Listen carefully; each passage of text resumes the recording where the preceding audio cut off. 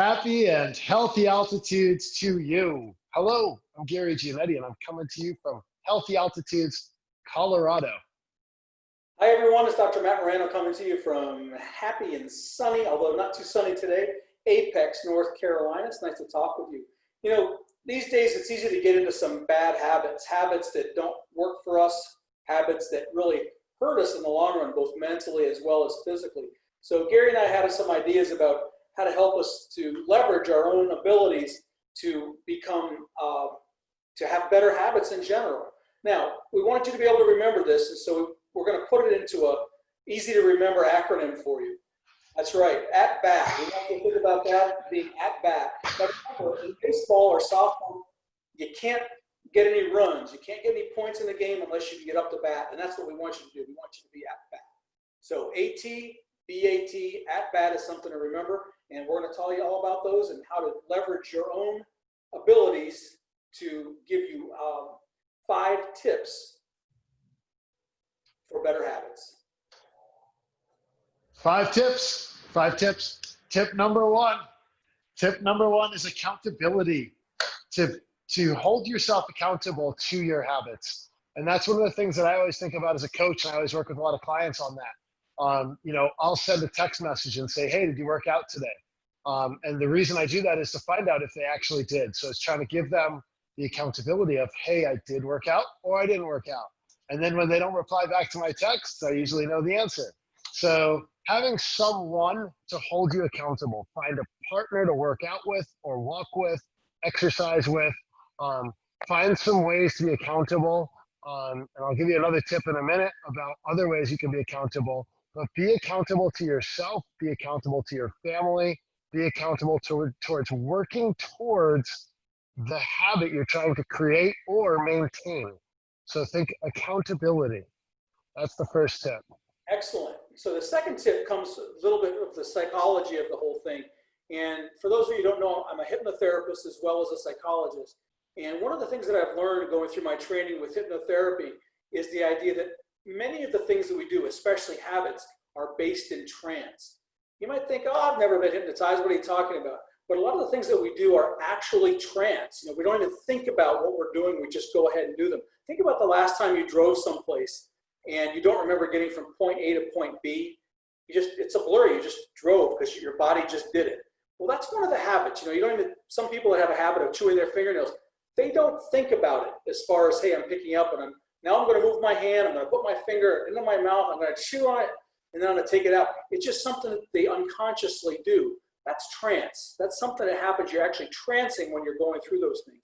And when you have bad habits or when you don't have habits that you really want, you're literally trancing. You're not using your critical thinking in order to stop yourself. So that's tip number 2.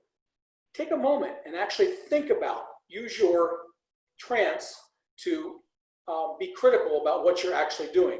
The minute you start lifting your hand to go to your mouth, to put your nail in your mouth, to chew on it, have a second where you say to yourself, is this a habit I like? And right in that moment, you're breaking the trance, and then you can replace it with something different. And be accountable for our very first tip. So that's tip number 2, trance. The third tip is behavior. And one of the things we want to think about is your behaviors. Dr. Matt, do you want to touch on that one as well? We talked a little bit about now that you've the B. had that moment of trance to think about that behavior that you're doing. That's where the B comes in.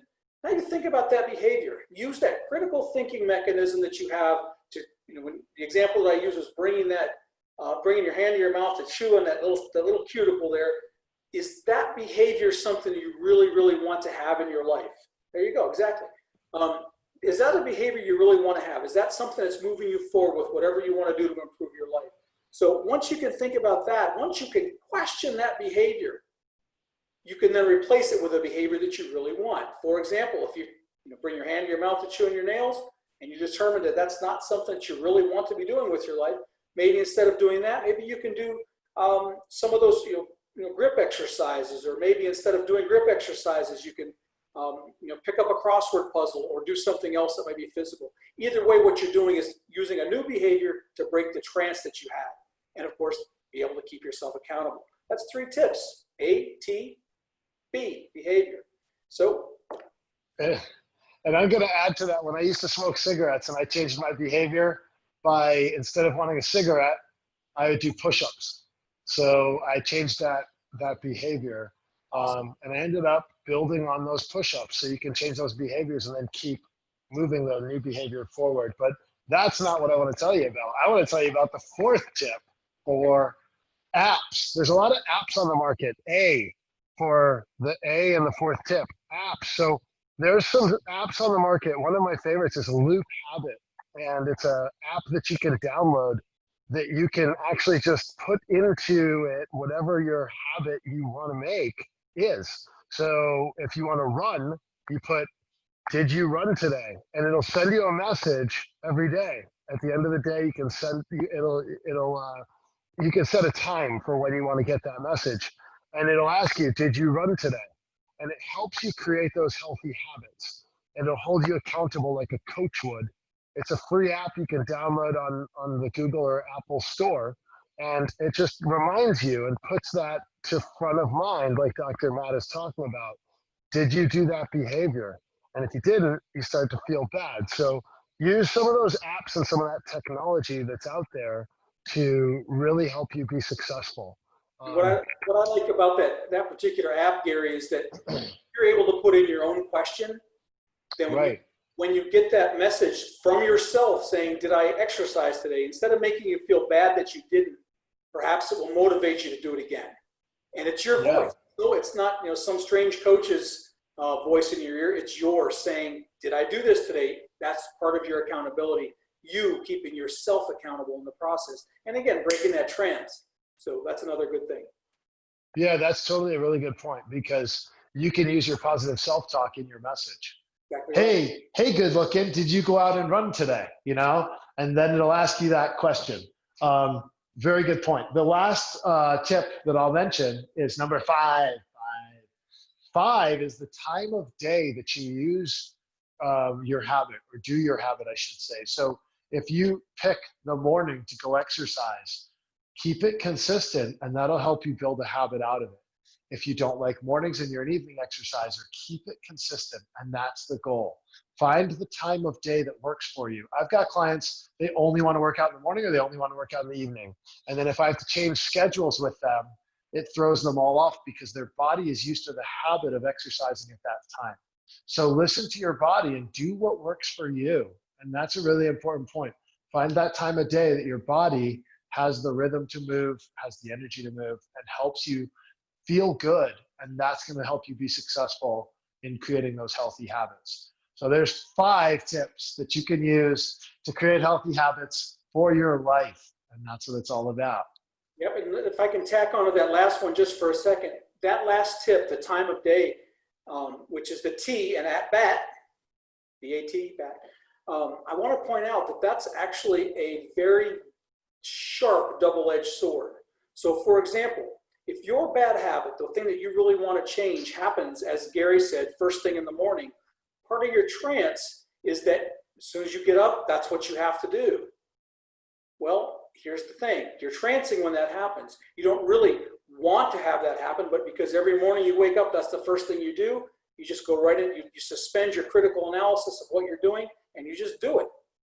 Well, so that's one way you can actually break that habit in the beginning, is to say, you know what, instead of getting up in the morning and doing whatever that thing happens to be, you engage your critical factor and you say, all right, I don't want to do this. So instead of doing this right then, because that's when you always do it, choose something different a little bit later, and that will begin to extinguish that habit.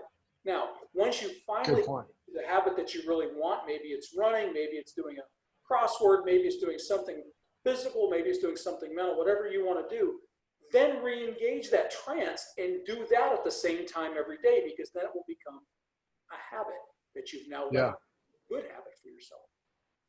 So the point is, time of day can be used. You can extinguish your behavior if you change times, because then it stops being the thing that you do. Think about that smoker. Everybody knows somebody who wakes up in the morning and the first thing they do is they reach for that very first cigarette. They don't even think about why they're doing it. They just, not first thing, I'm awake now, I'm going to have my cigarette, got to put my cancer stick in my mouth, got to inhale that poison before I go off to my day.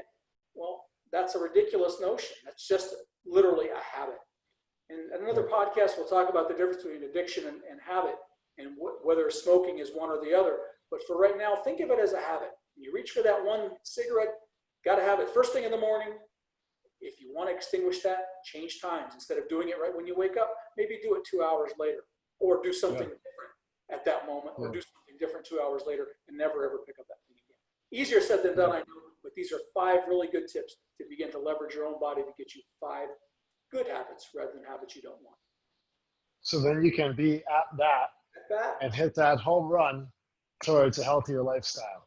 That's the key. It doesn't have to be a home run. Let's make it a single and pile a few singles on top of each other, and eventually you get some runs across the plate because you keep knocking it out of the park, or knocking into a single or a double or even a triple. All right. That's Thanks exactly for listening. it. Dr. Matt Moreno. Thanks, Dr. Matt. Thanks for listening, friends, and I hope that you can continue to be active, eat well, and stay happy for your life. Excellent. Bye-bye.